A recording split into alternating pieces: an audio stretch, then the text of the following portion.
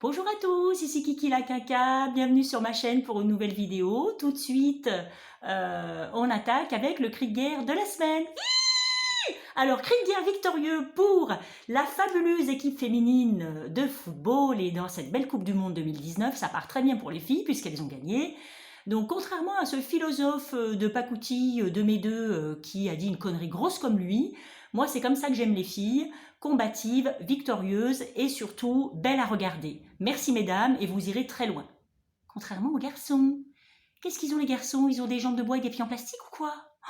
Mais la honte, ils ont perdu contre la Turquie.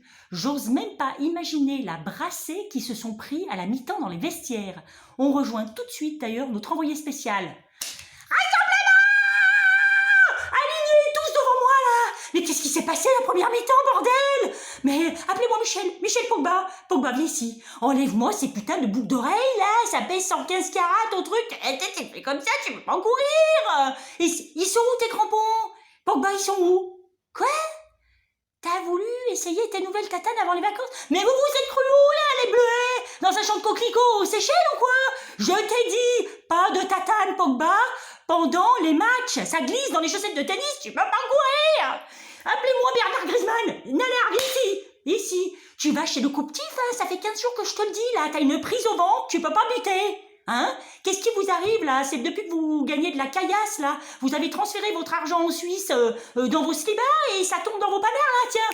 En parlant de panards, là, Pavard il est où? Fabien Pavard, viens ici. Non mais c'était Frisette là qui tombe dans les neurones là. J'avais donné une tactique là, la 6 d'eau, putain, mais vous êtes pas foutus. Ah putain, vous me dégommez tout pour la deuxième mi-temps là.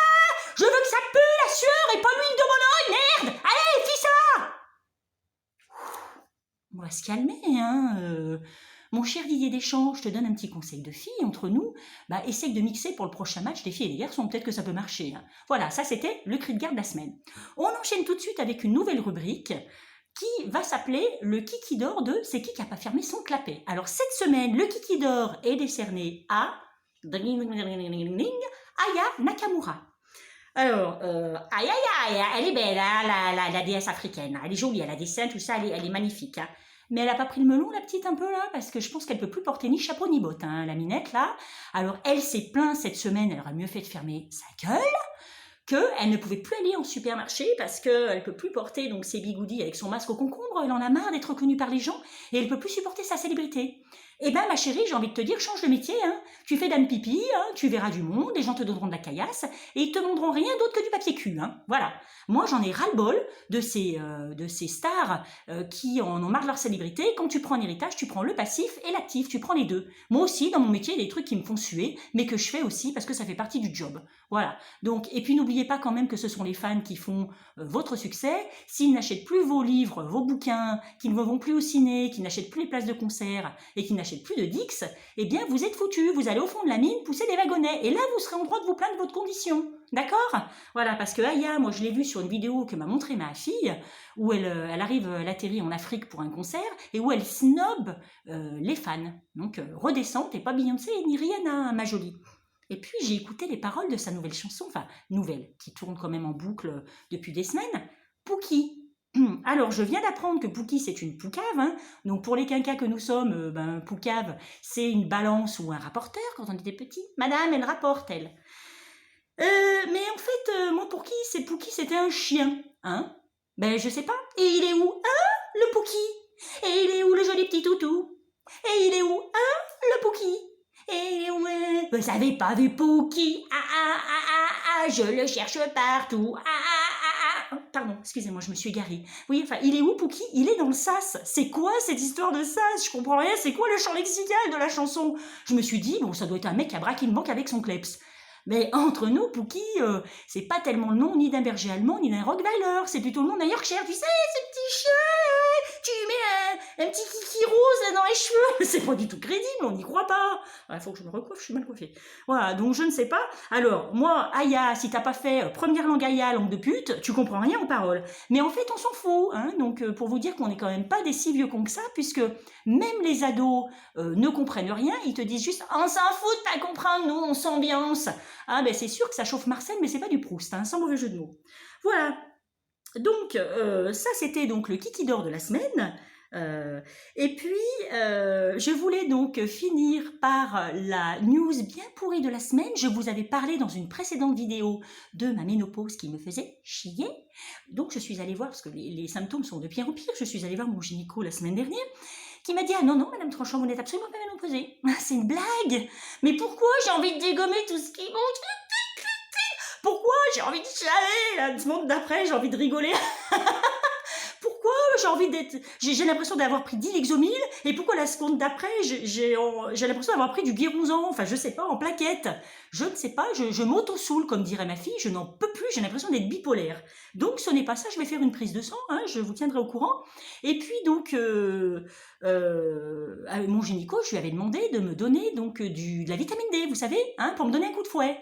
Et en fait, il m'a dit non, mais si ça servait à quelque chose, ça saurait. Donc le coup de fouet, mon homme s'est proposé de me le mettre, mais je n'étais pas très chaude. Voilà, donc j'ai refusé. Voilà, c'est sur cette petite blagounette qu'on va terminer donc cette vidéo. Alors je me permets de sortir une petite boule à facettes. Je ne sais pas quand est-ce que je pourrai mettre en ligne cette vidéo. Probablement, je pense, on est dimanche, donc probablement demain. Donc si vous me regardez, donc hier il y avait à la télé Monsieur et Madame Marvel X-Men, vous voyez ma mine réjouie à l'idée de regarder ce programme magnifique. Et puis je conserve cette boule à facettes pour un coup de cœur cinématographique. Je suis allée voir au cinéma, donc j'éteins la boule à facettes, un personnage très facétieux qui est Sir Elton John, hein, c'est son biopic qui est sorti, biopic, et qui s'appelle donc Rocketman. Donc c'est pas un Marvel, hein, c'est bien le biopic sur Elton John. L'acteur est magnifique, allez-y, courez-y, c'est génial. Elton John a supervisé la réalisation du film et il n'a rien caché, ni de ses travers, ni de ses addictions, ni de son caractère de cochon. J'ai trouvé ça d'une honnêteté formidable. Voilà, je vais vous mettre aussi 3 liens. Alors le premier, c'est Nilda Fernandez qui avait fait une très belle chanson qui nous a quittés récemment, qui s'appelle Nos fiançailles, reprise en 2007 par Grégory Le Marchal, le regrettait aussi. Encore un. Et puis, je vais vous mettre aussi une reprise de Véronique Sanson, qui, elle, s'est fait opérer des cordes vocales suite à son cancer, mais n'a rien perdu, ni de sa voix, ni de son talent, ni de son humilité, contrairement à Madonna. Hein. On va pas se refaire le film de l'Eurovision, voilà, elle a été décriée, c'est du passé. Donc cette reprise, rien que de l'eau, est faite par la très athlétique Chris, ex-Christine and the Queens, c'est génial.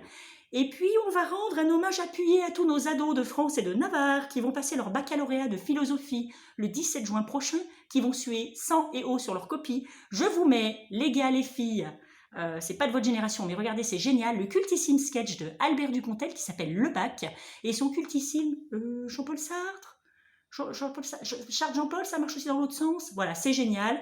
Je vous souhaite bonne chance à tous les bacheliers de France. Voilà, c'est tout pour moi pour cette vidéo.